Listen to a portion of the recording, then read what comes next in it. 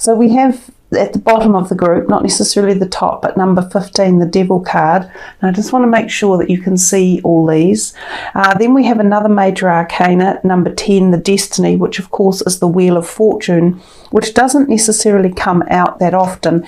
And that is indicative of the type of changes that we are going through and experiencing right now. This is a very succinct card to come out at these times of change.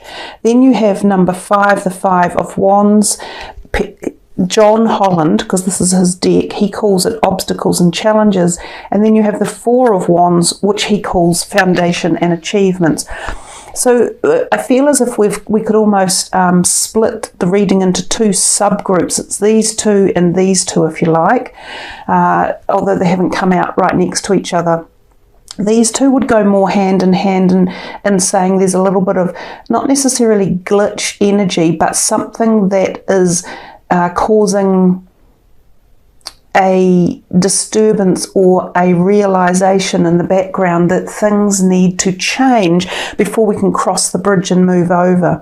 Whereas these 2 are creating change at a different level. And if we see this one here, she holds her heart she holds her hand quite firmly on her heart, and she has this emanating glow coming from underneath, from the base chakra and all the way up to the crown chakra, as if she has understanding or lighting some form of evolution or destiny, which is what the Wheel of Fortune is about.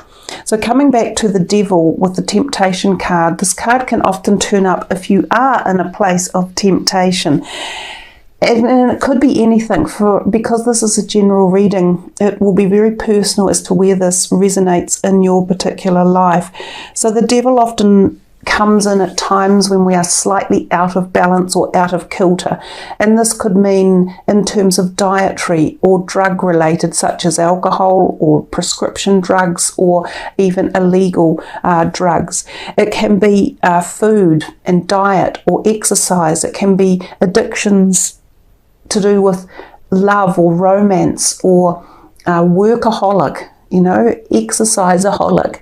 It can also be in terms of out of kilter relationships. So sometimes when there is an obsession going on, it might be that you could be obsessed with something or someone else is obsessed with you, and it creates this unhealthy balance.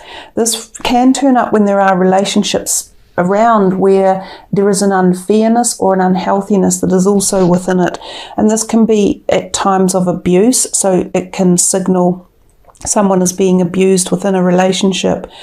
Because of this card right next to it, the Destiny, the Wheel of Fortune, it gives me the feeling that there is this really open door moment or portal in time where you might be able to free yourself from any previous obligations or obsessions or karmic issues that have been trapping you in the feeling of these devil or temptation energies.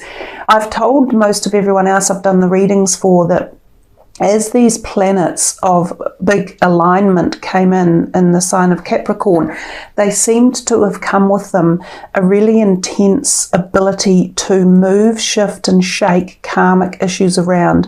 And some of the karma, if it's been around for a long time and if underneath work is being done to clear it, there's an opportunity where the doors will open and you can be freed to a certain level of some karmic influences that may have been going on in your life. Now, sometimes these are representative of family karmic issues, so family lineage, DNA issues. These can be lightened or lessened, and for some they could be released altogether.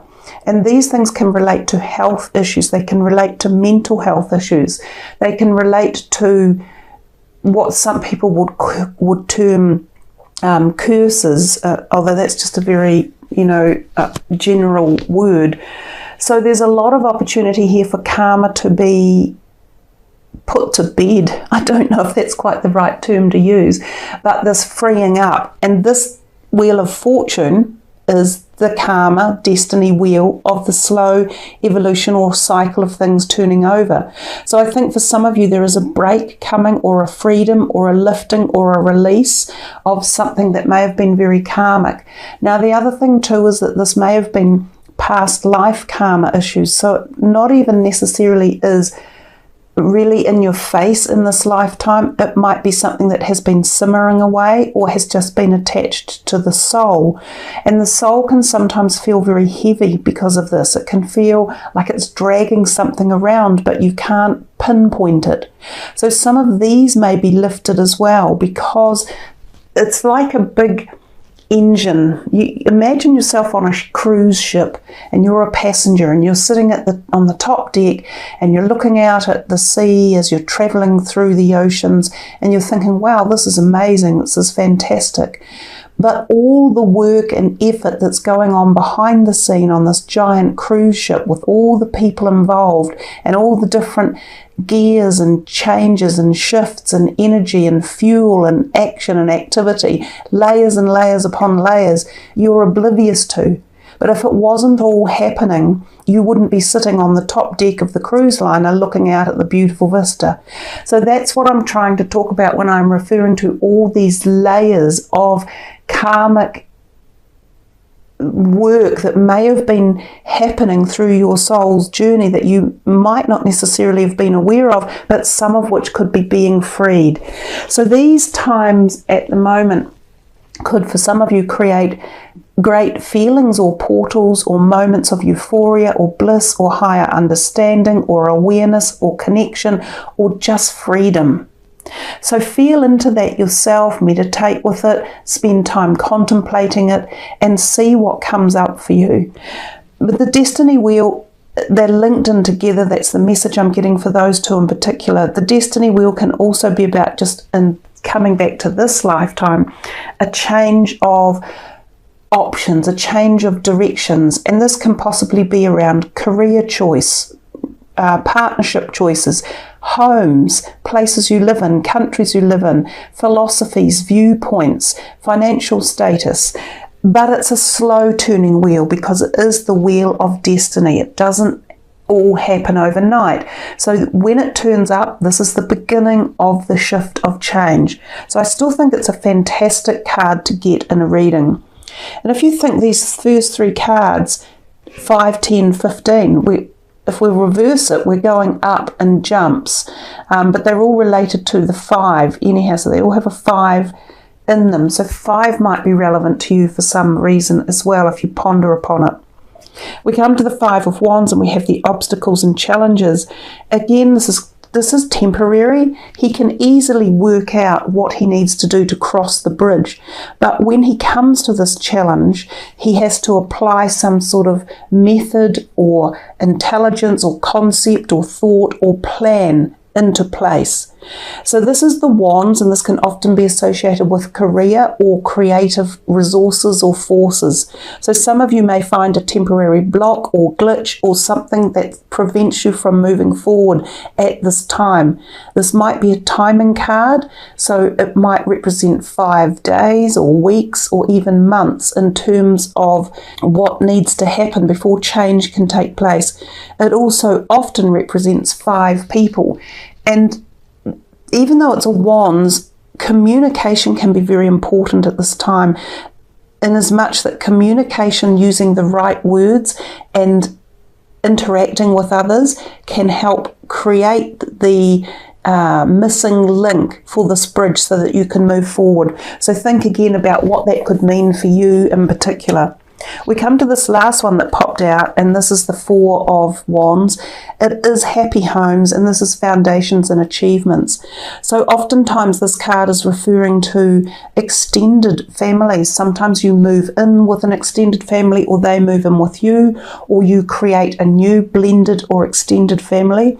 This can be also attending things like weddings or happy ceremonies, birthday celebrations, wedding anniversaries, engagement parties. It can be purchasing your first home. So some of you might be about to embark on that, or building a home, or something to do with the projects around the home. Some of you could be renovating or selling a home as well. When this card turns up with the rainbow in the background, it's fairly fortuitous, and it generally means good tidings and good luck will come with you concerning your foundation and achievements around the home sector. Now, this can be a new job, and some of you may shift home to go to a new job in a new area of life, and that ties in really well with this destiny card as well. So heaps of different messages from within here. What it can also indicate is that it can be that you are moving into a happier home environment, especially if you have been in one that has been troublesome or out of balance or out of kilter. This feels as though there's some sort of lightening coming, a freeing up of energy. So quite nice cards from the John Holland deck. The 4 of those arrived at once, so I think we'll leave it with that at this point in time. I've pulled 4 decks out for you to be involved in for the reading. So let's see what comes for numerology for you. Creativity, exactly. And the wands are the creative sign in life, and you had the 2 wands that have come out, and that is the number 3. I also look at it with the yellow, and the yellow of course is intellect, and we find our creativity through our thoughts, but creativity also requires a degree of daydreaming and the letting go of control. Often we'll come up with our most resourceful creativity and ideas when we are in a bit of a state of daydreaming. Oh my goodness, they just shot off, and there's a whole bunch of them down here, so I'll just retrieve them, but I don't think we will use them all. There's a bit of energy around. The cards jumped off, the camera's all shifted. I'm just going to, there were a whole lot, I haven't really looked at them, but we'll shuffle them and just pick a couple from here. Spiritual partnership, that's really lovely as well. I think you could say a spiritual partnership is almost the opposite of this one. This one has a very base feeling, like a very lower vibrational feeling, because it often brings out that unbalance within us. But a spiritual relationship, on the other hand, is of a higher vibrational frequency, and it often comes through our minds, which we just talked about briefly with the creativity and the intellect, but more importantly with this light that comes through here. This is where a spiritual relationship will come through for you, from through the mind, the crown chakra, and also through the heart area, and you will find this great warmth of support and love and caring and connection, and possibly for a lot of you in a spiritual relationship term, a connection to past life experiences together as well. So let's just see what else pops out of here. This is for Libra for February. Perseverance, another number 4. So 2 number 4s there next to each other. And I think the perseverance could be patched up really well with these obstacles and challenges, of which I said they were temporary anyhow, but perseverance, working through the situation with yourself, ideas, concepts, or with other people, and also perseverance in knowing that any cycles like this are on the cusp of change, and that the brighter, happier energies of this other 4 are coming your way, especially if you focus on them and allow that vibrational energy to enter into your daily life and into your spiritual awareness as well. So with that, we will take a look at some of these for you. These are the Pixies and Elementals. I haven't had them out for a while. You're the first to get them out for these readings for February. Assertiveness. Yes, stand up for your beliefs and only say yes if you really want to. Again, we're getting more confirmation of regaining strength, being able to step free of any bondage or holds that may have been taking place for you that could have been subjugating you or putting you into a place of loss, lack, or fear, or worry. And whether this is your own being, like your own feeling of being locked in or worried or unable to escape from something that you've experienced or created, or whether this is involving someone else who has had this hold over you and created a feeling of lack or loss or fear. This assertiveness will be coming through to you as you gain the momentum to prepare yourself for the changes of the Destiny card and the Wheel of Fortune as that all rolls around for you and allows this freedom. I'm not going to say escape because that's the wrong word. It's definitely a freedom. Escape sounds like as if one might be desperate or in a hurry. There's no need to be in a hurry because you will have perseverance and assertiveness to apply to any lower vibrational energies around you. And with assertiveness and perseverance, you'll win no matter what. This could even be things like at work with co-workers that have been mistreating you or, not where you might have felt there was an unfair or unbalanced situation where you haven't been considered appropriately or you haven't been treated well. So the temptation of the Devil card can span many, many different areas. And in fact, it also represents the Capricorn energy as well. So it could even represent a Capricorn person in your life. The pregnancy card has flipped out. Sometimes this does refer to pregnancies literally. So someone might be pregnant around you. It could be yourself, it could be a partner or a family member or friend. Now the other thing is, it says on the card, the birth of a child brings great blessings to you in the world. And we talked about families before and growing families, extended families. So this can be a new child coming into your life that comes to live with you. So it might be a slightly older child like this that you perhaps meet, form friendships with, or becomes part of a family member or a team unit as well. And for some of you, you might fall pregnant, and this might have been a long-awaited pregnancy as well. As I say, these are the times of change. Let's see what else is in here for Libra for February from the elementals. Ask for what you want, and you have to ask. If you don't ask, you're stopping the flow of giving and receiving. So if you forget to ask your higher self or your celestial helpers or the cosmic universe or the collective conscious, what's going to happen? Nothing. Nothing happens, nothing changes, and you just sit there going, whoa, this is great, I'm not enjoying this. So you must ask for what it is you want. Emotional healing. As your heart heals of old emotional pain, you receive new blessings and love.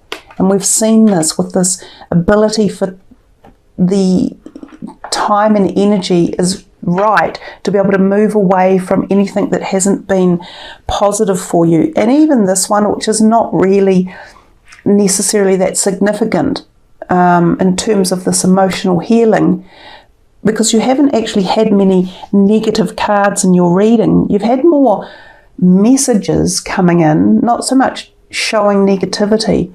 But for those of you who have needed some sort of emotional healing, this again is an opportunity, a window of time in which this could possibly happen. You may be, because of the Destiny card, I think is our major card in the whole deck. And I often say when it comes out, it really does portend this great change. And she's holding her hand, as I said, on her hearts.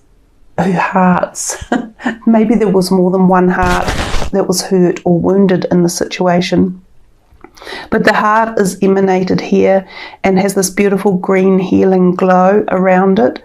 The emotional healing is there as this Destiny comes in to take place. And just remember, it could be quite a long-term process, but I think that you will grow immensely from it and you will feel this freeing up. If we look at the last card that came in, we have summer. So this is a timing card. Now, we have 2 summers on the planet at any one time. So consequently, here in the southern hemisphere, it is our summer now. So for some of you, this might be an answer coming soon. It doesn't mean it's a whole wheel of evolution right now, but something about emotional healing or this new home or finding an answer to this or allowing this to move out might be happening soon. For the northern hemisphere, it could be referring to much later in the year for you guys as things work through. You know, as I said, it's a slow turning wheel. But it doesn't just have to be referring to the emotional healing. This can be referring to something that you are planning or have already put into action. For some of you, this could be something like a potential change of job or a holiday you're planning or a potential sale of the house or buying a new house. These may be a little bit further away than right now, but you're putting the plans into place. With that in mind, let us look at the last card for the reading, and we will see what is in here for Libra to finish their reading off, something that they can focus on and meditate with to help them through these periods of change of February. And remember guys, it's a leap year. Yay! We have one more day in February, the 29th. Be still, number 5. So I'm going to read to you from the book because I find that the book is very powerful. I will just move these out of the way. To the mind that is still, the whole universe surrenders. Be still, breathe. Find that well of tranquility and serenity within you. There are times when life feels chaotic. Circumstances and relationships test and challenge you with conflicting emotions and inner storms. Sometimes your emotions are felt deeply, and you may have moments of outbursts that express pain and inner rage. Feel the emotions and try to understand what has come forth from you. See the origins from which this reaction was born.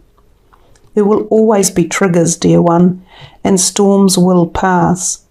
But how you react makes all the difference to the severity and longevity of the storm. Who you are is best seen when you are challenged, pressured, and put to the test. Will you react with rage, spite, and bitterness, or with peace, love, and compassion?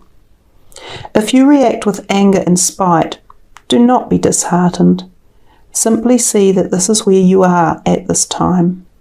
Be gentle with yourself and go within to explore the deepest recesses of your hidden self. Find the root of why your reactions are so.